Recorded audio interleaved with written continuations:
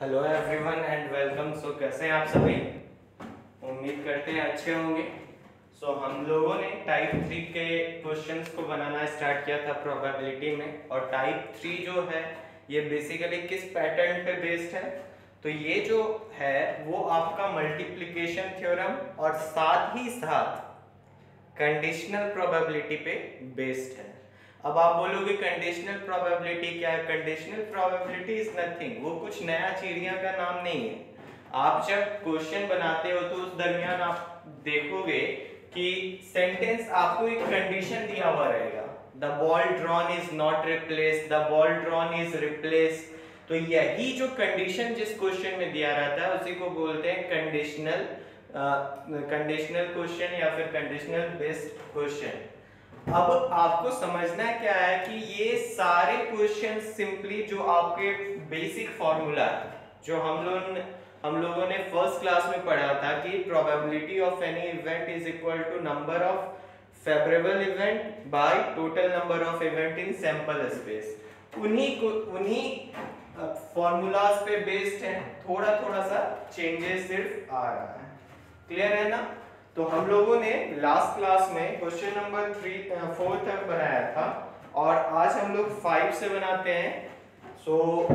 आप लोग निकाल लें और आई होप आप लोग क्वेश्चन लिख के बना रहे होंगे, जिससे और अच्छे से आपका डाउट या फिर कोई भी जो छोटा मोटा इश्यू आ रहा होगा वो अच्छे से आप समझ पा रहे होंगे। तो चलिए हम स्टार्ट करते हैं। हम लोग क्वेश्चन नंबर 5 टाइप 3 का ध्यान से देखते हैं। क्वेश्चन क्या बोला जा रहा है? Find the probability of drawing a king, a queen and a knave। ध्यान से सुनना है। क्वेश्चन क्या बोला जा रहा है? Find the probability। किसका probability? तो probability of drawing a king, a queen and a knave in that order from a pack of cards in 3 consecutive draw। The cards drawn are not being replaced। अगर आप इस पूरे question को divide करो तो ये basically 2 से 3 part में डिवाइड होता है। पहले पार्ट में आपको क्या बता रहा है कि भाई साहब आपको किसका प्रोबेबिलिटी निकालना है। तो क्या बोला जा रहा है? आप हम लोगों को किसका प्रोबेबिलिटी निकालना है? तो probability of getting a king and a queen and a knave. Knave आप जैक को बोल सकते हो। तो आपको पूछा जा रहा है कि आप इसका प्रोबेबिलिटी बताइए मेरे को, और ध्यान से देखिए एक कंडीशन ऐड कर दिया है। कंडीशन क्या ऐड किया है कि the card drawn are not being replaced. इसका मतलब क्या हुआ कि अगर आपने एक कार्ड निकाला और वो जो भी कार्ड आया है आप उसको फिर से पैक में नहीं डाल सकते। क्लियर है ना? तो अगर पहले टोटल कार्ड का नंबर 52 था तो अब पहला रैंडम ड्रॉ करने के बाद जो टोटल कार्ड बचेगा वो कितना बचेगा? वो 51 बचेगा। क्लियर है ना? उसको हम लोग वापस उस पैक में नहीं डाल सकते। तो यही कंडीशन बेस्ड क्वेश्चन हो गया। अब इसको हम लोग अगर फॉर्मूला वाइज लिखना चाहें तो क्या लिखेंगे? तो probability of getting queen into probability of getting king, probability of getting queen when king is drawn। Clear है ना? ये क्या हुआ? तो probability of getting queen when king is already drawn, मतलब किंग को निकाल के बाहर कर दिया गया है। क्लियर है? तो यही बाय के लगाते हैं। इसका मतलब कुछ और नहीं है। इसका मतलब है कि जो पहला कार्ड आया होगा वो किंग होगा और उसको हमने बाहर रख दिया। क्लियर है? इनटू, फिर से इनटू क्योंकि एंड है, और क्या हो जाएगा? Probability of getting naive when king and queen is already drawn. Clear है ना? बाय के क्यू। अब आप मेरे को बताइए टोटल कार्ड कितना होता है एक पैक ऑफ कार्ड में? 52। अब इस 52 कार्ड में 4 होते हैं आपके किंग के, 4 होते हैं आपके क्वीन के, इसी तरीके से डिस्ट्रीब्यूशन होता है। अब आप मेरे को बताओ कि किंग टोटल 52 कार्ड्स में कितना किंग है? तो 4 है। आप बोलोगे तो किंग आने का प्रोबेबिलिटी क्या हो जाएगा, तो 4 है out of 52, so this will be the probability of getting a king, यही प्रोबेबिलिटी हो जाएगा एक किंग आने का। उसी तरीके से अब आपको यहाँ पे थोड़ा सा प्रिकॉशन लेके चलना है, क्लियर है ना। क्वीन आने का प्रोबेबिलिटी क्या होगा, तो आप बोलेंगे कि सर जी टोटल कार्ड जो है, अब एक कार्ड जैसे ही ड्रॉ किया गया है उस कार्ड को वापस उसमें नहीं डाला गया होगा, तो अब पहले ड्रॉ के समय जो सैंपल स्पेस जो टोटल कार्ड था दैट वाज 52, वो 52 था। लेकिन अब सेकेंड ड्रॉ जो जिसमें हम निकाल रहे हैं क्वीन आने का प्रोबेबिलिटी, उस समय टोटल कार्ड का नंबर कितना है, 51। क्यों है, क्योंकि क्वेश्चन में एक कंडीशन ऐड किया है, और कंडीशन क्या ऐड किया है कि the cards drawn are not being replaced, उसको वापस रिप्लेस, उसको पैक में डाला नहीं जा रहा है। तो अब आप मेरे को बताइए कि टोटल कार्ड कितना हो गया, 51, और 51 में आउट ऑफ 51 कितना कार्ड क्वीन का है, 4, तो क्वीन आने का प्रोबेबिलिटी क्या हो जाएगा, 4/51, क्लियर है। अब इसी तरीके से नेफ या फिर जैक आने का कितना होगा, आप बोलोगे सर अब टोटल कार्ड घर के कितना हो गया है, 50, और इस 50 में अभी भी जो डिस्ट्रीब्यूशन है नेफ का वो टोटल 4 ही है, क्लियर है ना। आप बोलोगे सर ये 4 कैसे रहा, तो भाई साहब जो पहला कार्ड आया होगा, जो पहला कार्ड हमने निकाला होगा वो किंग का होगा, तो किंग का नंबर घटेगा। किंग का नंबर अगर फिर से मेरे को पूछता कि दूसरे ड्रॉ में भी किंग आए, इसका कितना प्रोबेबिलिटी है ये बताइए, तो हम यहाँ पे लिखते 3/51, लेकिन मेरे को दूसरे ड्रॉ में किंग आने का प्रोबेबिलिटी नहीं पूछा जा रहा है, हम लोगों को क्या पूछा जा रहा है कि सेकेंड ड्रॉ में क्वीन आए, इसका कितना प्रोबेबिलिटी है। तो क्वीन का नंबर तो पहले भी 4 था, अभी भी 4 है, ड्रॉ करने के बाद, पहले ड्रॉ करने के बाद, क्योंकि पहले ड्रॉ में तो क्वीन निकली नहीं है। उसी तरीके से जैक का नंबर अभी कितना होगा, वो भी अभी 4 ही होगा, लेकिन टोटल कार्ड कितना बच गया होगा, 50। तो अब आप इसी को मल्टीप्लाई करेंगे, जो भी वैल्यू आएगा that will be the probability of getting a king, queen and a knave. So ये एक परफेक्ट क्वेश्चन है जो किस पे बेस्ड है, ये बेस्ड है आपका multiplication theorem as well as आपका कंडीशनल थ्योरम। तो कंडीशन प्रोबेबिलिटी कुछ अलग नहीं है, वो आपको एप्लीकेशन है जो कि आपको एडिशन थ्योरम में भी कभी लगाने को दे सकता है, कभी आपको मल्टीप्लिकेशन थ्योरम के अंदर भी कंडीशन लगा सकता है। तो आपको ज्यादा हौच-पौच या परेशान नहीं होना है, क्लियर है ना। चलिए हम लोग नेक्स्ट क्वेश्चन पे मूव ऑन करते हैं। आई होप कि आप समझ पाए होंगे, और कोई भी डाउट रहता है या कुछ भी एरर होता है तो आप उसको मेरे को बता देना है, और थोड़ा सा आपको कोऑपरेट करना है। आपको कहीं भी डाउट आता है या फिर कुछ भी ऐसा इश्यू होता है तो आपको पूछ लेना है, क्लियर है ना। चलिए नेक्स्ट क्वेश्चन पे हम लोग मूव ऑन करते हैं।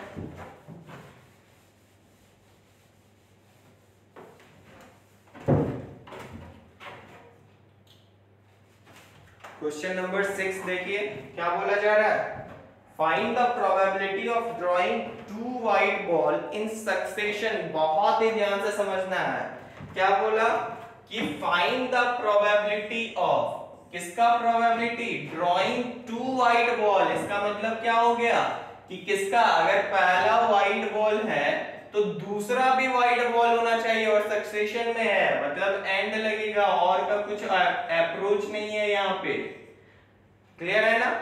तो बोला जा रहा है क्या, फिर से एक बार पढ़ते हैं, find the probability of drawing 2 white balls in succession from a bag. एक बैग से 2 वाइट बॉल और लगातार दो ड्रॉ किया गया और दोनों ड्रॉ में लगातार 2 वाइट बॉल आए, इसका कितना प्रोबेबिलिटी है ये पूछा जा रहा है। और कंडीशन क्या हम लोगों को दिया है, ध्यान से एक बार देखिए, find the probability of drawing 2 white ball in succession from a bag containing 40 red ball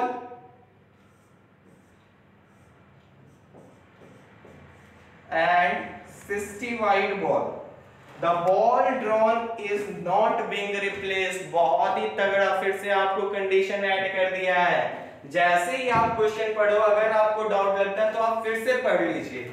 आपको इस क्वेश्चन में क्या बोला जा रहा है कि भाई साहब एक बैग है और इस बैग में 40 रेड बॉल है, 60 व्हाइट बॉल है और दो रैंडमली सक्सेसिव ड्रॉ किया गया और इस सक्सेसिव ड्रॉ में दोनों बॉल व्हाइट आएगा, इसका कितना प्रोबेबिलिटी है। लेकिन क्वेश्चन यहीं पे नहीं रुका, क्वेश्चन में एक और कंडीशन ऐड कर दिया और वो कंडीशन क्या ऐड किया, the ball drawn is not being replaced, जो बॉल ड्रॉ किया गया है उसको वापस उस बैग में नहीं डाला जा रहा है। तो अब आप मेरे को बताओ, दो सक्सेसिव ड्रॉ मतलब एंड आ गया, एंड जैसे ही आया मतलब मल्टीप्लिकेशन थ्योरम का ये एग्जांपल हो गया, क्वेश्चन हो गया। तो इसका फॉर्मूला क्या हो जाएगा, Pw1 इंटू Pw2। लेकिन यहां पे क्या बोला जा रहा है, जो फर्स्ट व्हाइट बॉल निकला होगा वो वापस उस बैग में नहीं गया है। इसका मतलब यहां पे हम क्या लगाएंगे, बाय W1। इसका मतलब क्या हो गया, probability of getting second white ball when first white ball is already drawn। Clear है ना। तो अब आप मेरे को बताओ कि probability of getting first white ball क्या होगा। तो आप क्या बोलेंगे कि सर टोटल बॉल कितना है, टोटल बॉल 100 हो गया, 60 प्लस 40, तो 100 में 60 व्हाइट बॉल का नंबर है और अगर ये 60 में कोई भी बॉल आ जाए तो मेरा जो काम है वो पूरा हो जाएगा। तो पहला व्हाइट बॉल आने का प्रोबेबिलिटी क्या हो जाएगा, 60/40। लेकिन क्या बोला जा रहा है कि भाई साहब आपने जो पहले बॉल को निकाला होगा उसको आप वापस उस बैग में नहीं रखेंगे। इसका मतलब अब टोटल बॉल कितना बच गया होगा, तो 99। और इस 99 में ध्यान से समझना है, व्हाइट बॉल आने का अब कितना नंबर बचा होगा या व्हाइट बॉल का कितना नंबर बचा होगा, तो 60 पहले था। अब पहले ड्रॉ में भी तो आपने व्हाइट बॉल को निकाला है तो उसको आपने बाहर रख दिया है, तो अब व्हाइट बॉल का नंबर भी घटेगा। व्हाइट बॉल का नंबर क्या हो जाएगा, 59। So this is the probability of getting two white ball in successive draw। Clear है, यही प्रोबेबिलिटी हो गया दो व्हाइट बॉल आने का in a two successive draw. I hope आप समझ पा रहे होंगे। चलिए नेक्स्ट क्वेश्चन पे मूव किया जाए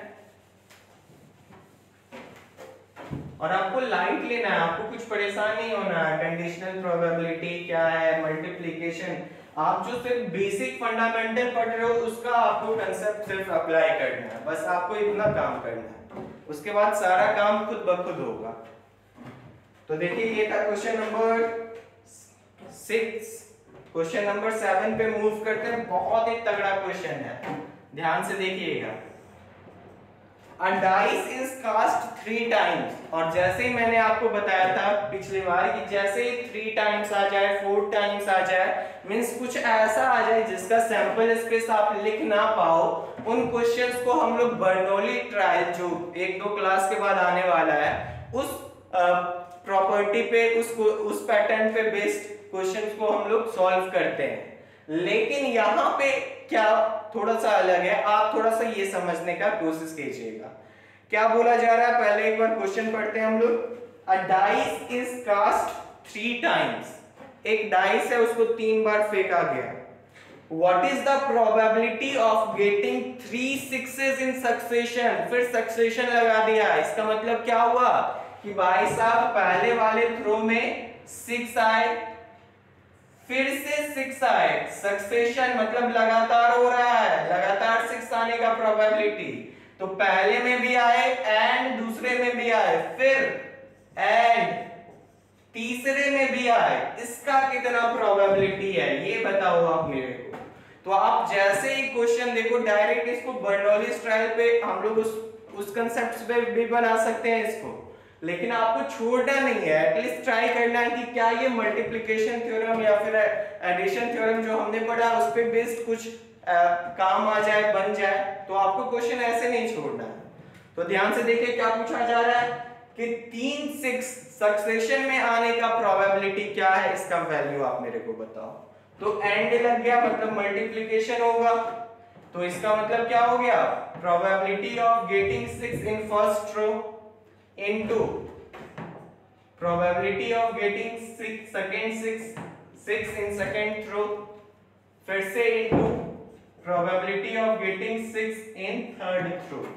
अब आप मेरे को बताओ पहले थ्रो में 6 आने का प्रोबेबिलिटी क्या होगा, तो आप बोलेंगे सर टोटल सैंपल स्पेस कितना है, जब एक डाइस को थ्रो किया जाएगा तो टोटल जो इवेंट टोटल आउटकम आ सकता है दैट इज 6, और हमें 6 आने का प्रोबेबिलिटी पूछा जा रहा है, तो 6 तो एक ही है, तो 6 आने का प्रोबेबिलिटी क्या हो जाएगा 1/6। इसी तरीके से सेकेंड दूसरा बार जब थ्रो किया गया इस बार भी 6 आने का प्रोबेबिलिटी क्या होगा, तो आप क्या बोलेंगे 1/6। इसी तरीके से तीसरा बार जब थ्रो किया गया 6 आने का प्रोबेबिलिटी क्या होगा, तो आप क्या बोलेंगे 1/6। अब आप मेरे को बताइए ये क्या हो जाएगा 1 into 1 into 1 1/216। क्लियर है, आई होप आप समझ पा रहे होंगे। तो ये 7 का ए नंबर है। अब बी नंबर पे हम लोग मूव करते हैं।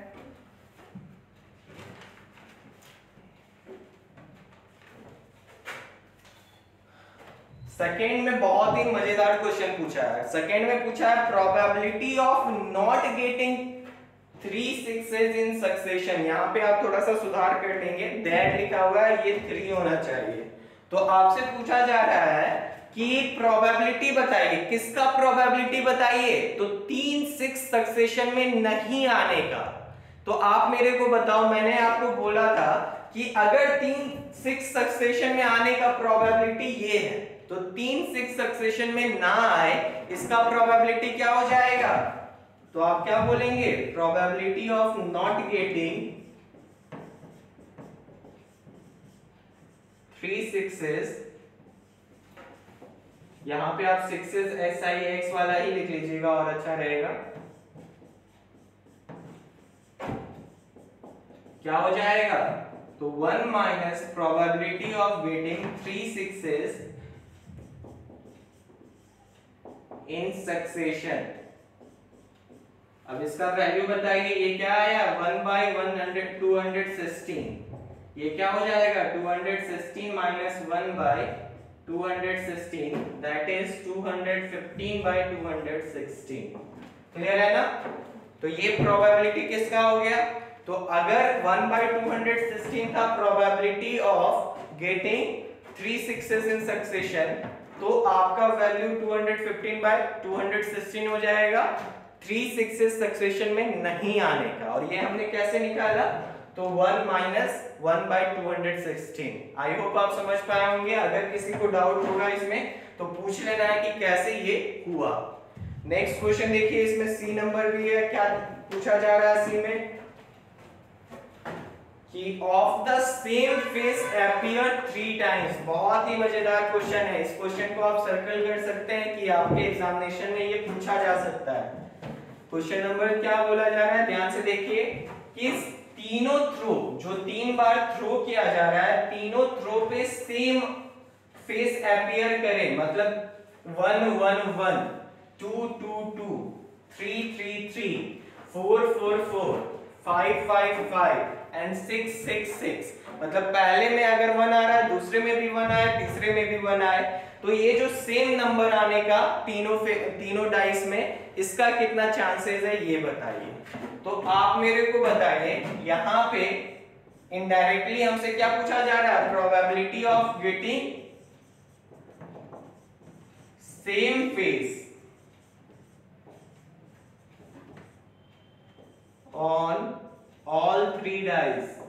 इसका मतलब क्या हो गया कि ये क्या होगा कि अगर पहले में 1 आए तो दूसरे में भी 1 आए, और तीसरे बार थ्रो करने पे भी 1 आए।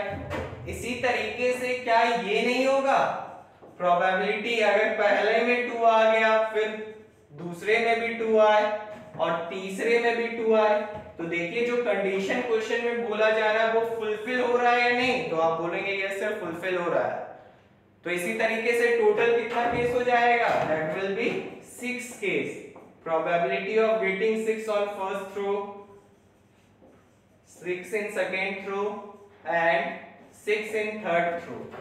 अब आप मेरे को बताइए इसका वैल्यू क्या हो जाएगा, 1 आने का पहली बार थ्रू किया गया और 1 आने का क्या हो जाएगा 1/6।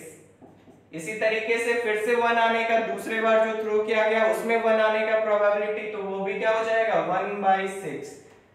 फिर से 1 आने का प्रोबेबिलिटी तीसरी बार जो थ्रू किया गया क्या हो जाएगा 1/6।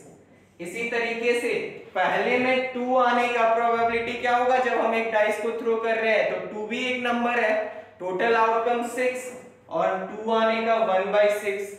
फिर से थ्रो किया गया और फिर से 2 आने का क्या हो जाएगा 1/6, फिर से 2 आने का 1/6। इसी तरीके से टोटल 6 केस यहाँ पे आ जाएगा। क्लियर है ना।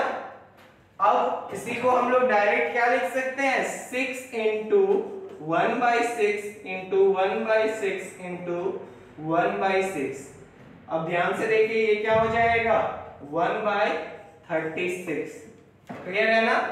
तो ये प्रोबेबिलिटी क्या आया है, probability of getting same number same face on the all 3 dice. मतलब अगर पहले में 1 आ रहा है तो दूसरे में भी 1 आए, फिर तीसरे में भी 1 आए, और ये सक्सेशन में हो रहा है, इसलिए यहाँ पे एंड लगाया गया है। क्लियर है ना, और इसमें कुछ नया नहीं है। चलिए नेक्स्ट क्वेश्चन पे हम लोग मूव करते हैं। क्वेश्चन नंबर 8 जो है ये थोड़ा सा मजेदार है। क्यों मजेदार है अभी हम लोग देखते हैं, और ये क्वेश्चन आपके एग्जामिनेशन में पूछा भी जाता है, तो आप इसको अंडरलाइन कर लेंगे और इंपॉर्टेंट वाले कैटेगरी में रखेंगे।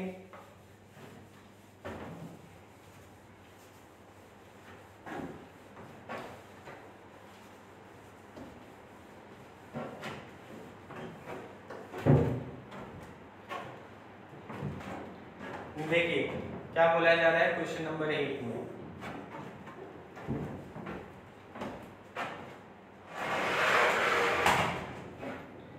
A problem in a statistic is given to 4 students। 4 विद्यार्थी है और चारों विद्यार्थी को एक प्रॉब्लम दिया गया है स्टैटिस्टिक का।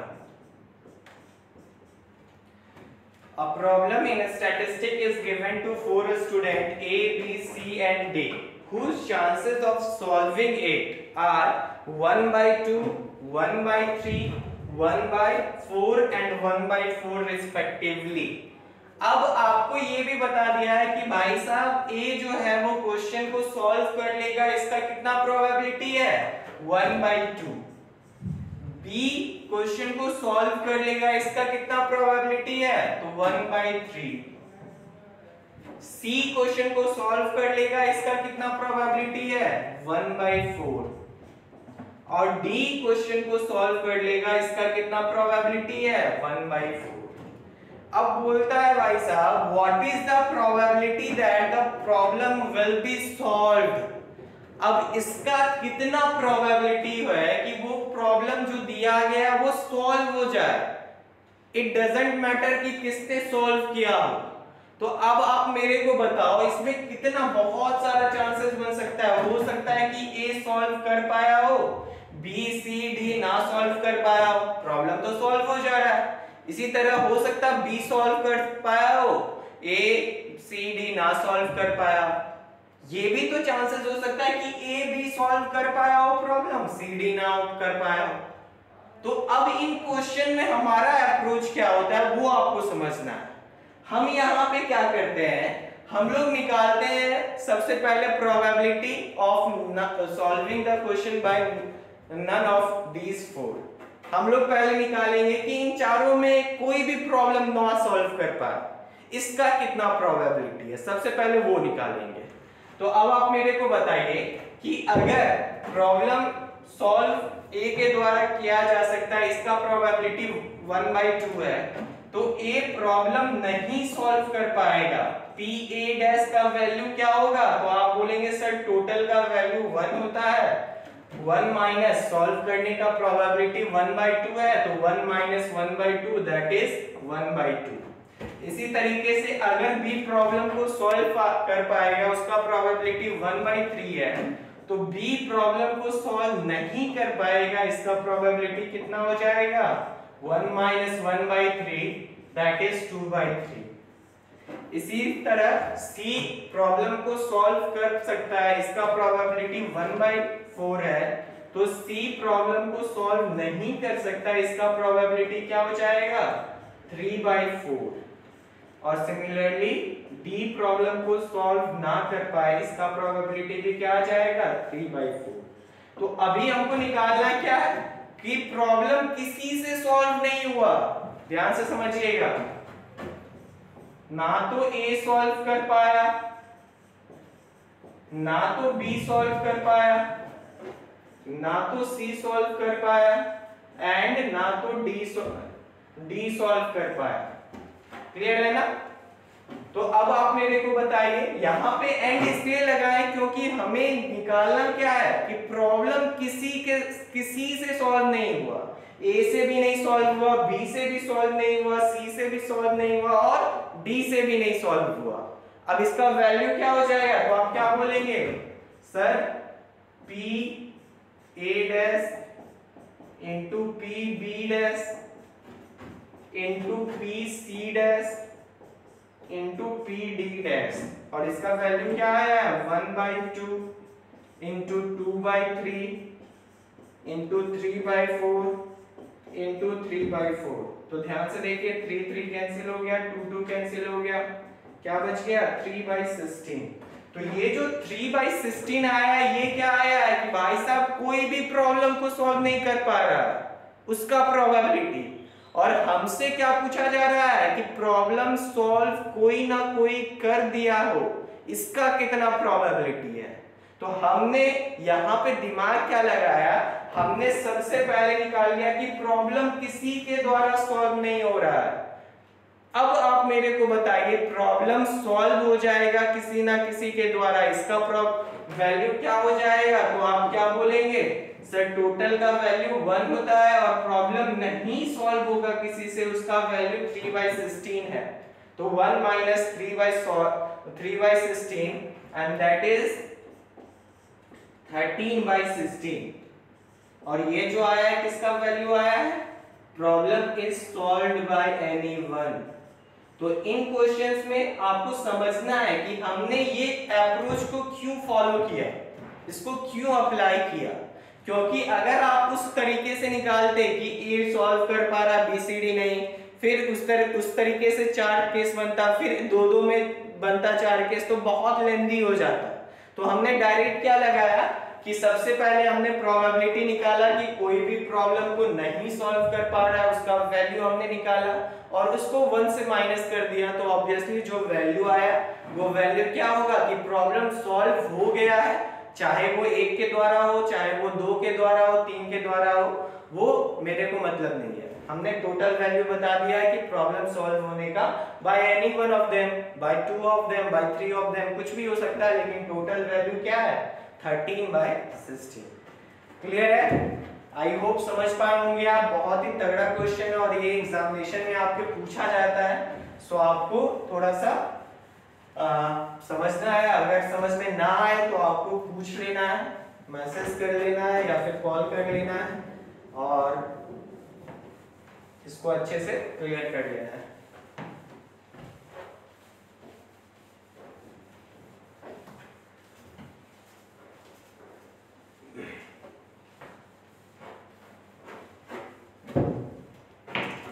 चलिए नेक्स्ट क्वेश्चन पे हम लोग मूव करते हैं। क्वेश्चन नंबर 9 क्या बोला जा रहा है,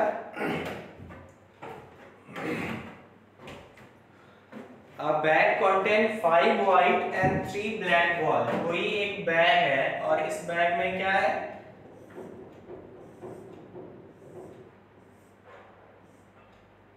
5 व्हाइट बॉल है, 3 ब्लैक बॉल है। अब बोल रहा है कि 2 balls are drawn at random, 2 ball को रैंडमली ड्रॉ किया गया, one after another without replacement. बहुत ही ध्यान से कंडीशन लगा दिया कि भाई साहब 2 बॉल को रैंडमली ड्रॉ तो किया जा रहा है लेकिन साथ में उसको वापस रिप्लेस भी नहीं किया जा रहा है। अब आपसे क्वेश्चन पूछता है कि find the probability that both the balls drawn are black. अब इसका कितना प्रोबेबिलिटी है कि जो दोनों बॉल निकाला गया होगा पहले रैंडम ड्रॉ में और जो दूसरे रैंडम ड्रॉ में वो दोनों ब्लैक होगा, इसका कितना प्रोबेबिलिटी होगा। तो आप मेरे को बताइए, मतलब क्या पूछा जा रहा है कि दो रैंडम ड्रॉ किया गया है, सक्सेसिव ड्रॉ किया गया और दोनों में ब्लैक आने का प्रोबेबिलिटी, मतलब probability of getting first ball black and probability of getting second ball black in two successive draw, two random draw of succession in succession। Clear है ना, इसका वैल्यू पूछा जा रहा है। तो इसका मतलब क्या हो गया कि probability of getting black ball first black ball into ये क्या हो जाएगा probability of getting second black ball when first black ball is already drawn। ये क्या हो जाएगा, तो आप क्या बोलेंगे, पहला बॉल आने का टोटल बॉल कितना है 5 + 3 8, जिसमें से 3 टोटल ब्लैक बॉल है। तो फर्स्ट बॉल ब्लैक आने का प्रोबेबिलिटी क्या हो जाएगा 3/8। अब ध्यान क्या देना है कि जो जिस बॉल को आपने निकाला है, जो पहला बॉल कोई भी 3 में आ सकता है, तो लेकिन आएगा तो ब्लैक बॉल ही। तो जो भी ब्लैक बॉल आपने निकाला है तो अब उसको आप वापस इस बैग में नहीं डालेंगे। तो टोटल नंबर ऑफ बॉल यहाँ पे कितना बच जाएगा 7, जिसमें से ब्लैक बॉल कितना बचेगा, क्योंकि फर्स्ट ड्रॉ में आपने ब्लैक बॉल को ही निकाला था। तो अब 2 बॉल यहाँ पे ब्लैक बचेगा और सेकेंड इस 2 में कोई भी आ सकता है। तो probability of getting second black ball क्या हो जाएगा 2/7। क्लियर है ना। तो ये हो गया probability of getting 2 black ball, both black ball।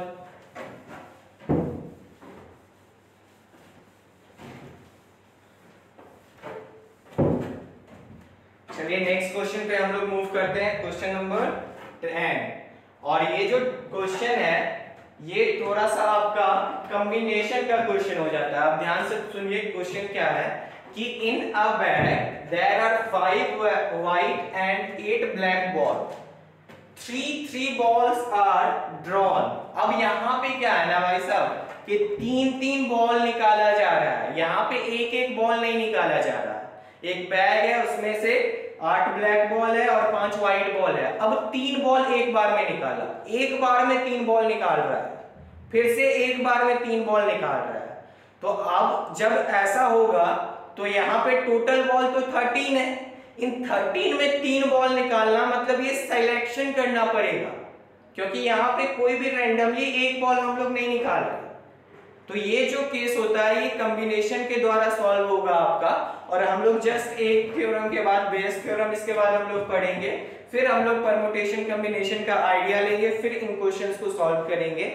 तो यहाँ पे इसको अभी आप मार्क करके सिर्फ छोड़ देंगे। क्लियर है ना। चलिए क्वेश्चन नंबर 11 पे मूव करते हैं। मजेदार क्वेश्चन है ये भी, लेकिन कंसेप्ट वही सेम है।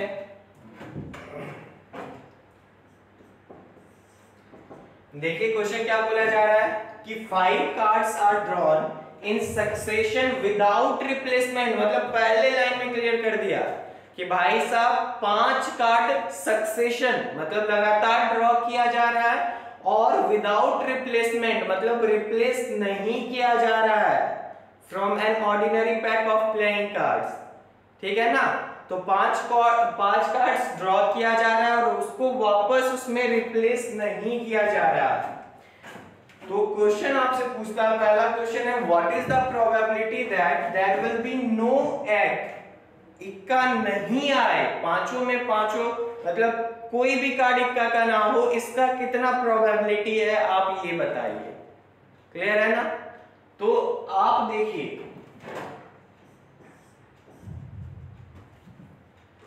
तो इनडायरेक्टली हमसे क्या पूछा है कि पहला जो कार्ड हो वो भी इक्का ना हो, फिर से जो कार्ड ड्रॉ किया गया हो वो भी इक्का ना हो, फिर से जो कार्ड निकाला ड्रॉ किया जाए वो भी इक्का ना हो, फिर से जो कार्ड ड्रॉ किया जाए वो भी इक्का ना हो, और फिर से जो कार्ड ड्रॉ किया गया वो भी इक्का ना हो।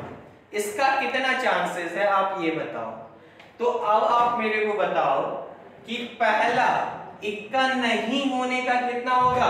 कार्ड तो टोटल भाई साहब 52 ही है, लेकिन मेरा फेवरेबल कार्ड हमको खुशी कब मिलेगा, जब इक्का ना आए। तो out of this 52 cards there are 4 cards of इक्का, और मेरे को रेस्ट्रिक्शन क्या लगा है भाई साहब, ये इसको नहीं आना है। तो अब इस 52 में 4 माइनस करेंगे 48, ये इसमें से कोई भी कार्ड आ जाए मेरा फेवरेबल आउटकम होगा। हमको क्या करना है, सिर्फ इक्का ना आए इसका ध्यान रखना है। तो पहला इक्का नहीं आने का कितना चांसेस होगा, तो 48/52 मतलब 48 मेरा हो गया फेवरेबल आउटकम, कोई भी आ जाए तो हम मेरे को परेशानी नहीं है। अब आगे देखिए, फिर से इक्का नहीं आने का, फिर से एक कार्ड निकाला गया और ये जो कार्ड निकाला गया वो भी इक्का नहीं होगा, इसका कितना चांसेस होगा, तो आप क्या बोलेंगे, सर कार्ड को वापस नहीं रखा जा रहा है, इसका मतलब ये तो 51 ही है। क्लियर है ना। अब जो 48 मेरा पहले फेवरेबल था, अब एक घट गया होगा, बिकॉज़ कोई ना कोई एक कार्ड पहले ड्रॉ में हमने निकाला होगा और उसको हमने वापस नहीं डाला होगा, उसको हमने बाहर रख दिया है। तो पहले 48 फेवरेबल आउटकम था, अब क्या हो जाएगा 47, इसका मतलब क्या हो गया, एक का 4 तो जो है वो नहीं आना चाहिए, बट पहली बार में जो 48 में जो भी कार्ड ड्रॉ किया गया होगा वो भी अब इस 48 में नहीं इंक्लूड होगा। क्लियर है ना। तो ये क्या हो जाएगा 47/51 इनटू, अब तीसरा इक्का नहीं आया, इसका कितना चांसेस है, तो ये क्या हो जाएगा 46/50 इनटू 45/49 इनटू 44/48। क्लियर है ना। आई होप आप समझ पा रहे होंगे। अब आप इसको सॉल्व करेंगे, यही वैल्यू क्या हो जाएगा, when 5 cards are drawn in succession and no card is एक, इसका वैल्यू ये हो जाएगा। सो आई होप आप समझ पाए होंगे। चलिए नेक्स्ट क्वेश्चन पे हम लोग मूव करते हैं।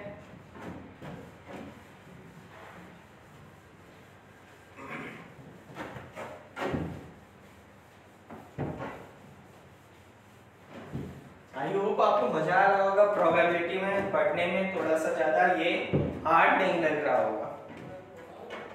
चलिए सेकंड देखिए क्या है, what is the probability that the first 3 card are ace and the last 2 card are king. मतलब आपसे क्या पूछा है, अब कंडीशन फिर से वही सेम है कि एक 5 कार्ड को निकाला जा रहा है और 5 कार्ड को वापस, जो भी कार्ड हम लोग रैंडमली ड्रॉ कर रहे हैं वो उसको वापस उसमें नहीं डाल रहे हैं, पैक में नहीं डाल रहे हैं।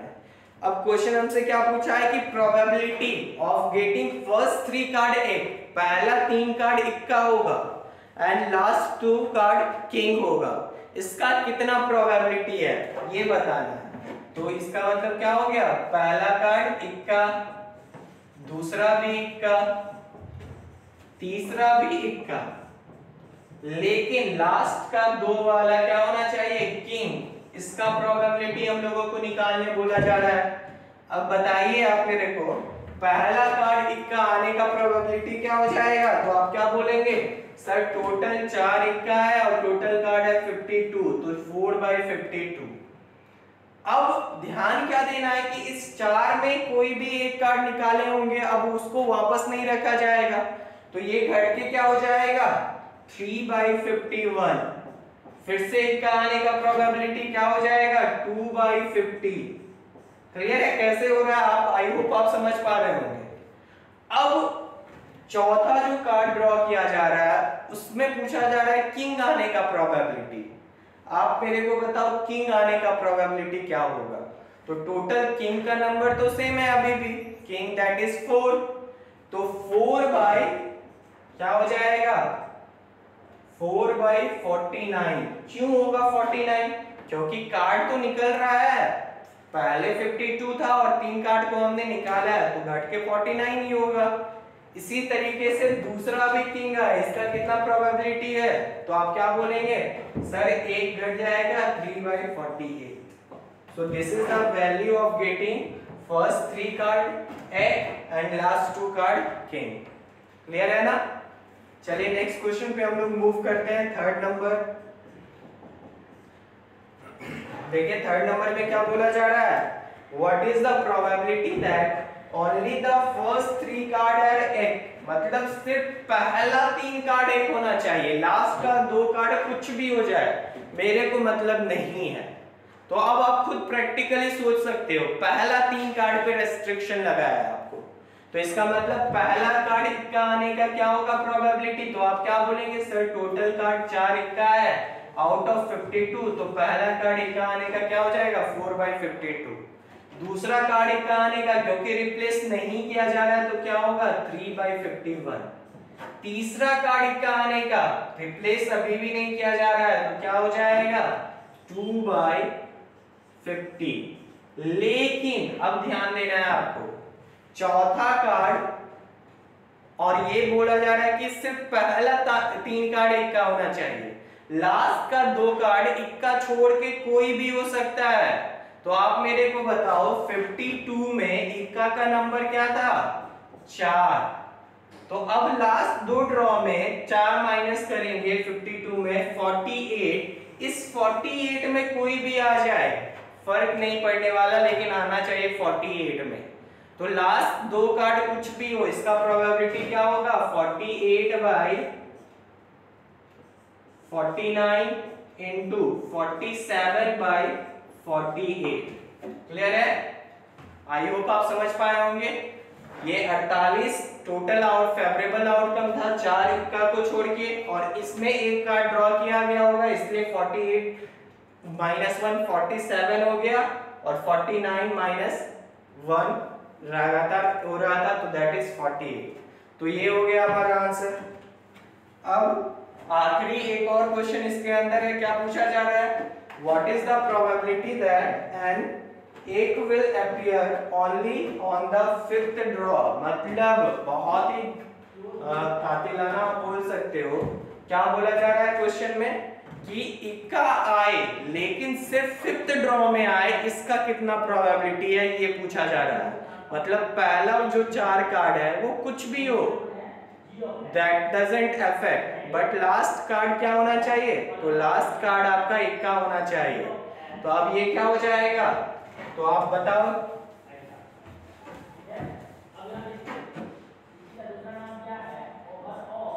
तो पहला